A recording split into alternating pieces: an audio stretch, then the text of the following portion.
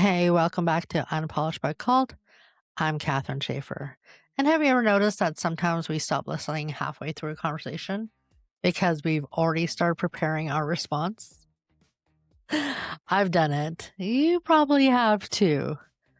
So recently, I found myself in a conversation where I already had my rebuttal prepared before I fully understood what the other person was actually trying to say.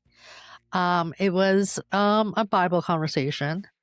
Um, we were discussing something, a hot topic, and before the other person was halfway through explaining, I already had 8 scriptures lined up in my head. And I had checked out so bad. I had checked out in my head. I was building a rebuttal, like I was building like a case for a court of law. It was ridiculous. Anyways, by the time I checked back in, um, I realized that what the person was actually talking about was not what I was thinking. Anyways, so it got me thinking, um, how many times do we do that? How many times do we have a conversation and check out halfway through or already assume where the conversation is going to go or lead? I know I probably do it more times. And then we blame it on, different things. And, but we probably do it more times than we like to admit, honestly. We let sometimes emotions take us away. Sometimes we react. We cut the other person off, right? So we're going to refer back to what the Bible says because it's my new favorite thing to do here. So we're going to go to James 1:19 and see what our handy dandy Bible says. So James 1:19 says about that, wherefore, my beloved brethren, let every man be swift to hear, slow to speak, slow to wrath. Oof. So we're going to notice the order. Swift to hear, slow to speak, not swift to respond and slow to listen, but whoopsies. We kind of have that backwards, don't we? Thanks, James. Thanks for correcting us. So, so it seems that God, once again, is telling us that we're supposed to listen first and speak slowly. And we don't always do that. We speak before we listen to the whole conversation. And they're not the same thing. Because we hear words, like we hear the person speaking, but they don't always sink in, right? Like, and I'm gonna be honest, because sometimes I call myself out. Like I will literally see the person's mouth moving and be like, I have no idea what you're talking about. Because the words are not connecting. Like the words are not sinking into my brain. Because actually listening where the words are connecting to my brain, requires effort. Because it requires understanding, asking questions, and then clarifying. Because we don't always understand what the person is saying because people communicate differently. Everybody has their own way of communicating, right? Because hearing is automatic, right? Like you hear the words, like you are now. You hear me speaking. But listening where you're understanding what the person is saying is intentional. So we hear things all the time. There's sounds around us all the time. There's cars driving by, there's noises, there's background noise, there's things happening around us all the time. There's people speaking. There's, background people speaking, there's music, whatever, but listening is intentional. And I didn't think about that till I started thinking about this conversation that I was having, where I was very quick to not necessarily judge. And I guess it was a form of judgment because I'd already made up my mind about where this conversation was going to go, where I began to literally mentally check out and build my own rebuttal. Um, and I stopped listening, which was like the intentional listening. Like I heard this person speaking, and yes, it was a him. I heard him speaking, but I kind of stopped listening. And it's very rude, like very rude. Um, because we often listen through our assumptions.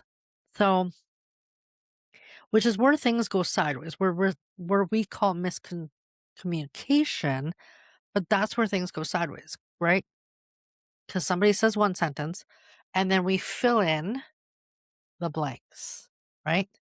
So, for example, like politics, church, theology, social media, right? A lot of times the person says one thing, they mean something bigger, but they only say one thing, but we fill in the blanks. Because sometimes we're arguing with a version of someone that only exists in our head because we're filling in the blanks. So instead of clarifying, instead of asking questions, instead of doing the extra work of listening intentionally, we're just filling in the narrative ourselves. Um, and that's not actually intentional listening. Um, that's just doing kind of whatever we want. And we call it miscommunication, and it's really not, because there's no miscommunication because that person communicated what they wanted. We just failed to clarify on our end what they actually meant, and that requires work. And this society, and it's just the world we live in now, everything is fast moving, right? Like, I think that's what it's come down to. Everything is so fast, fast, fast, fast, fast, right? Like even social media is very quick, quick, quick, quick, right? Like I call it doom scrolling because literally it's just like it's quick scrolling, right? Like you consume information so quickly that to stop and have just a sit conversation with somebody is a slow process. It requires sitting down, asking questions, and having those days are gone. Like I remember my parents or even my mom sitting down with her friends and having hour long, like hours upon hours conversation. I used to think like, what? Like, there's no way you possibly have that much to talk about. And this would happen several times a week. She would have these coffee dates with her friends, the same people. And I was like, what do you possibly have to talk about? Like, our lives are not that interesting. But it's because there was a back and forth communication. It was intentional. There was listening. There was clarifying. There was communication. It is a different world. It was slower moving, right? There was no cell phones. There was none of that social media, right? If you had something to say, you got together and you talked about it. I mean, yes, there was a world of gossip back then, but you know what I mean? Like it was a lot slower moving, where now everything is so fast. It's like hyperspeed. Um, so, um, I think if we don't have all the answers within the first three sentences, we just fill in the blanks for them. Right. So, we're going to do one more scripture, Proverbs 18:13, and I did bookmark it so that way I wouldn't have to dig for it. So Proverbs 18 verse 13. I'm going to read it real quick here. He that answereth a matter before he heareth it, it is folly and shame unto him. Folly and shame.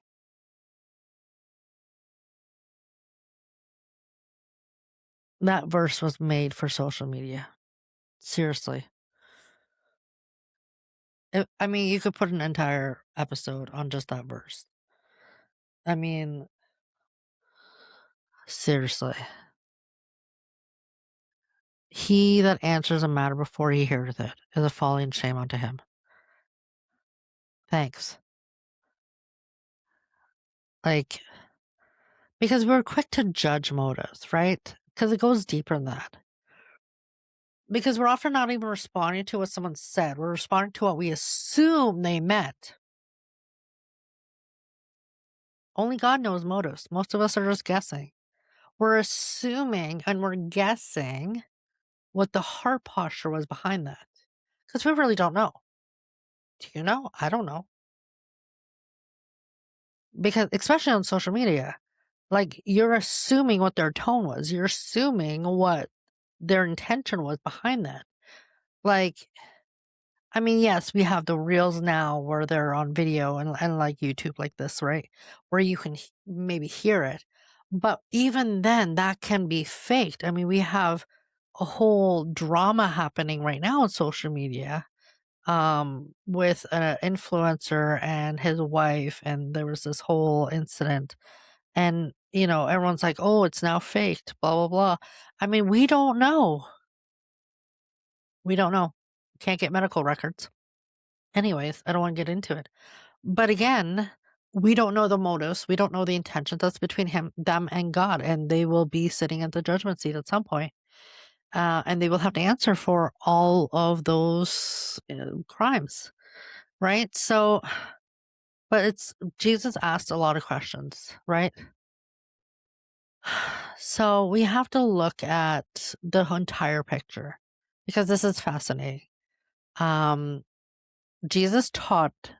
He was a teacher. He was a Messiah, right? Like, he was absolutely a teacher. But he also asked questions constantly. But why? Because questions invite conversation. So I was thinking about that the other day. Like, our pastor asked a lot of questions. Like, usually when we have a conversation, we have wonderful conversations. I absolutely love our conversations. But in the conversations, he also asks questions. So, and sometimes I'm not gonna lie, they kind of annoy me. But because I always feel like I'm in a pop quiz and I'm always failing. So, but it's okay because it keeps me on my toes. But it invites conversation, right? They reveal the heart and they slow us down. Because if he didn't ask me questions, um, it would just be like speed conversation, right? Because there's so many thoughts that we need to get out all the time. But then as soon as he asks the questions, instantly my brain stops dead in its tracks. And then I have to think about what he asked and I have to go, ooh. And then it's like the brakes turn on and I have to think about it. So it's I understand why he does it and it's beautiful. Not that it doesn't annoy me sometimes because I have so many thoughts that I want to get out of my head. But I get why he does it, and it is really wonderful. But I always feel like I'm failing the pop quiz. Just saying. That's all. That's all I'm saying. Um, but understanding doesn't require agreement. And I think that's what's huge. You don't have to agree, but you should understand. Like, I don't agree with everything. Like, if I'm having a discussion, like especially on social media, if I'm having a discussion with somebody, I'm not asking you to agree with me or for me to agree with you. Like, it's just a discussion. But I want to understand where you're coming from. And that's what I'm always there to try to do. I want to understand someone. Like, understanding someone is not the same as endorsing everything they believe. Like, I always come from a perspective of I want to understand your side. Like, I want to understand where you're coming from. Um so I always ask a lot of questions, and I don't know where I got that from, but I think I've always been that way. I've always been very curious. Like, well, why do you think that way? Where did you get that idea from? I'm always very curious. And I've always been that way for as long as I can remember. I always dig a little deeper, and I'm always digging. Like it's something I learned very long ago in Toronto when I was working in an office building. We used to call it pulling the Sherman tank.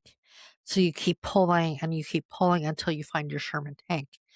Um, so that's what I was taught. Like you don't just stop when you get to the first answer. You just keep digging and you keep digging, and eventually at the end of your rope, you'll find your Sherman tank. Like, oh, that's why they think the way they do. And then once you find your Sherman tank, then you can kind of, if it's a wrong, say, doctrine or belief system or whatever, once you find your Sherman tank, the end of the line, then you can kind of break that cycle. But until you get to that end of the line, you're never going to be able to break that person of the false doctrine or the false belief or whatever, right? Um, anyways, so that's kind of where I sit always. So I'm always digging, I'm always kind of asking more questions. And then sometimes people just want to be heard. They don't want to be fixed. They don't want to be corrected. They don't want to be debated. They just want to be heard, and that's okay too. And I'm a pretty good listener. I know I do a lot of talking because I run a solo podcast, but believe it or not, I'm a pretty good listener. And and I think we have to be. I try to be a good listener. If somebody reaches out, I'm never afraid to just sit and listen and be that listening ear. I remember when I was a teenager, I used to joke around with my friends because I would hop on a bus because I lived in the city. I lived in Winnipeg I grew up in Winnipeg. And I used to laugh because I'd wait for the bus to see my friends far, far away in Winnipeg. And while I was waiting for the bus, I'd have complete strangers just tell me their life story. So I used to always say, I must have a face that gives people comfort that he could just open up to. And I would know these people, I would make friends with them. I mean, there was no days of cell phones back then. But I'd be okay with that. I always just listened and, empathized and, gave them what little comfort I could as a teenager. And, uh, and I was there for them, I guess, in those moments when they need somebody to talk to. And I was okay with that. I didn't know what that meant. But I think we need to look at that because sometimes during friendships and marriages and ministry and churches and even on social media, sometimes people just want to be heard. And it could be something as little as asking something small of a question or having a silly conversation and, doing those small things, right? So, um, I have one more scripture. I didn't mark it in my Bible. I do have it written down here. It is from Philippians 2, verse 3 to 4. Just a quick um, let nothing be done through strife or vainglory. So this is a heart posture issue. So let nothing be done through strife or vainglory. So it is not a communication issue. So we always want to call it a miscommunication. But at the end of the day, we have to be honest with ourselves.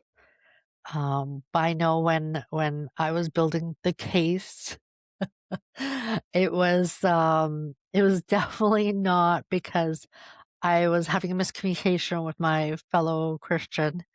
It was definitely because I was building the case um, to for myself. It was not because my heart was in the right place. It was not because it was out of ego. And that was means my heart was in the wrong place. My ego had taken over. I stopped listening. Um, right. So it was definitely not a communication issue. I had turned off my ears. We always joke with our young children. I used to work at a daycare that we need to turn on our ears and turn off our mouths, right? So we always joke around like that. So I had definitely done that. I had turned off my ears. And there's a lot of truth, so much truth in the Bible, and it never fails to correct us. Oh, we just need to open ourselves up to it. And I think a lot of those hit way close to home because we need those constant reminders. And like I said in the previous episode, we tend to forget and we have to remind ourselves, which is very sad because even David had to remind himself. So I'm going to ask something. How many arguments would disappear if we spent 5 minutes more listening?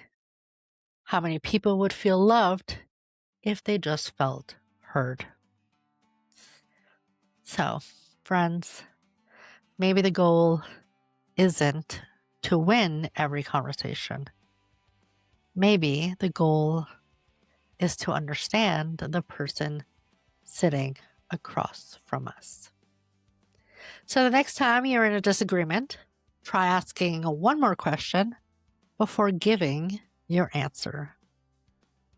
All right. So thank you, friends, for spending your Friday with me, for spending your day with me, your 20-some minutes with me.